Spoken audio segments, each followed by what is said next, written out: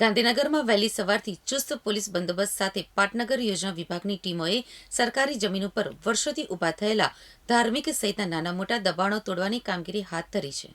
આજે એટલે કે 17મી નવેમ્બરે પરોઢે દબાણ ટીમ જેસીબી સહિતના વાહનોના કાફલા સાથે સેક્ટર 30 સર્કલના દબાણો દૂર કરવા પહોંચી હતી.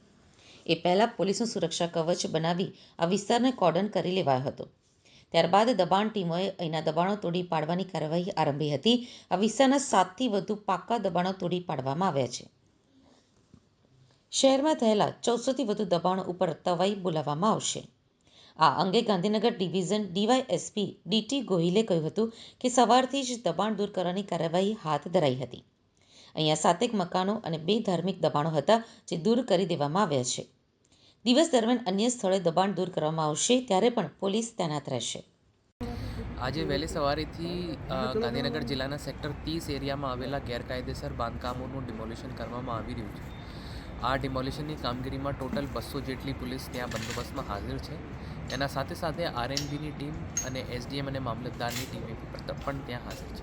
ખાસ કરીને આ દબાણો કેટલા વર્ષોથી હતા, કેટલા દબાણો દૂર કરવામાં આવ્યા અને કેટલી જમીન ખુલ્લી કરવામાં આવી?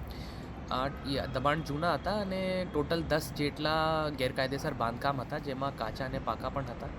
એને નોટિસ પાઠવીને એનું ડેમોલિશન કરવામાં આવ્યું છે. આવનારા સમયમાં ગાંધીનગરમાં કોઈ ડિમોલિશનની કામગીરી કરવામાં આવશે? હાલ એક્સરસાઇઝ જારી છે. સારું સમય આપણે વધુ ઇન્ફોર્મેશન આપવામાં આવશે.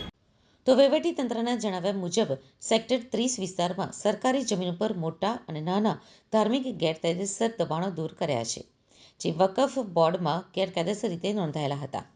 આ જમીનમાં 1500થી વધુ વખત ફેરફાર કરવામાં આવ્યા હતા, જે સરકારી જમીનને ગેરકાયદેસર રીતે કાયદેસર બનાવવા લાંબા સમયથી પેરવી ચાલતી હોવાનું કહેવાઈ રહ્યું છે.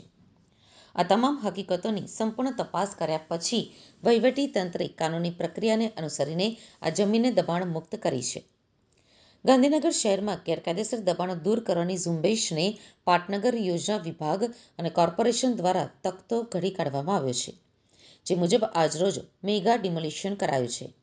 અગાઉ ચરેડી ફાટકથી જીઈબી તરફ અને પેથાપુર આસપાસના 900થી વધુ ઝૂંપડાના દબાણો તોડી પાડ્યા બાદ હવે તંત્ર દ્વારા શહેરી વિસ્તારમાં રહેલા 1400થી વધુ દબાણો ઉપર તવાઈ બોલાઈ છે.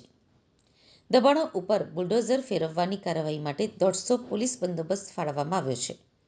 વહેલી સવારથી જ મેગા ડિમોલિશન શરૂ કરી દેવાયું છે. સવારના 10 વાગ્યા સુધીમાં 7 મકાન અને 2 ધાર્મિક દબાણો તોડી પાડવામાં આવ્યા હતા અને હજુ પણ ડિમોલિશનની કામગીરી શરૂ છે.